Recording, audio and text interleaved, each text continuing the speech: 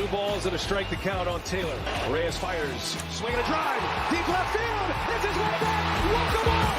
Chris Taylor.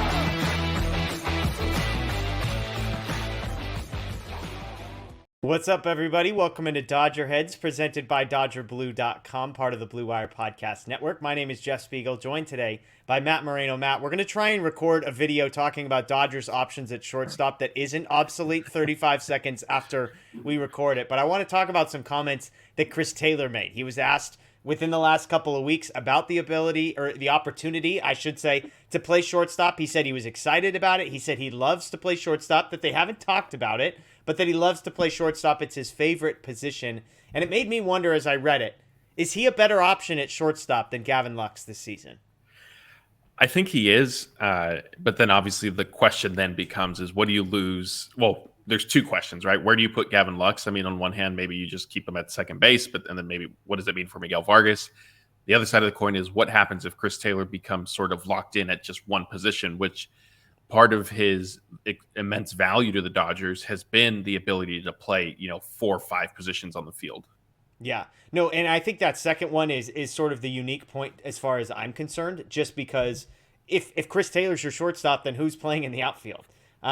It's one less option out there. All of a sudden, it's not a Trace Thompson, James Outman platoon. It's James Outman in center and Trace Thompson in left. I'm with you. I don't love Miguel Vargas playing the outfield. I would feel much better. It's kind of like we could, in a vacuum, is Chris Taylor a better option at shortstop than Gavin Lux? Maybe. I think there's some people that are optimistic within the Dodgers, it sounds like, are optimistic about Gavin Lux's defensive ability at shortstop. I don't think anybody's penciling in a gold glove, but they think he has the athleticism there, and maybe with a full offseason, get back there. He's played more shortstop in his life than any other position, yada, yada, yada. But the bigger question is, okay, like you said, but what does that cost you in the outfield if Chris Taylor is taken out of that position? Because the second question I was going to ask is Chris Taylor the best option in center field for the Dodgers? Yeah, I mean, I think I'll say no with the caveat of I think Mookie Betts would be their best option in center field, but it's just not something that's on the table, right? If there's been talk of Mookie, but there was talk of Mookie potentially playing second base when Aaron Judge was a free agent, which I know, I didn't necessarily understand. I didn't really see as being a realistic option or possibility. So I think Mookie's the best option for center field, but since that is not on the table, I would say that it probably is Chris Taylor.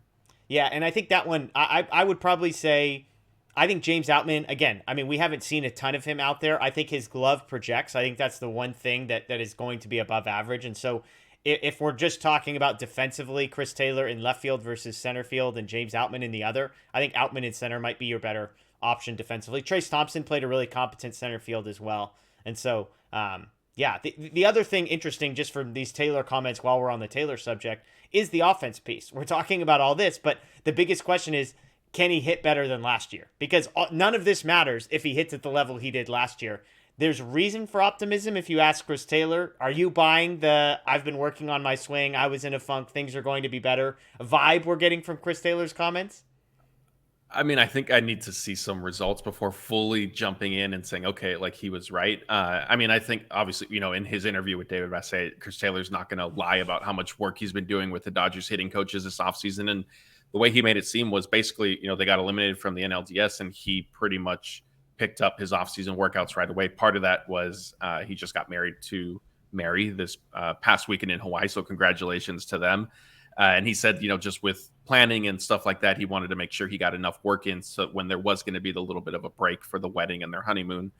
But I mean, look, he's somebody who's been productive for them. And you take kind of the strikeouts with that because he is still hitting relatively well across the board. That didn't happen very much this past season. And some of that was attributed, I think, although he won't use it as an excuse, like the neck injury and he had the foot fracture. And he was also, let's remember, coming off of off-season elbow surgery last year too. So he'll be further removed from that.